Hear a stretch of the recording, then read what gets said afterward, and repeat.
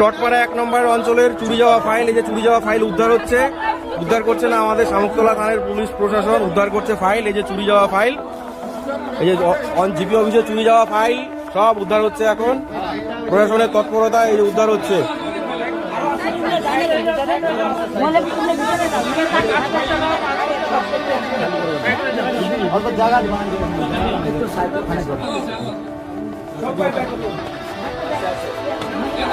কি আছে ফাইলের ভিতরে, কি আছে?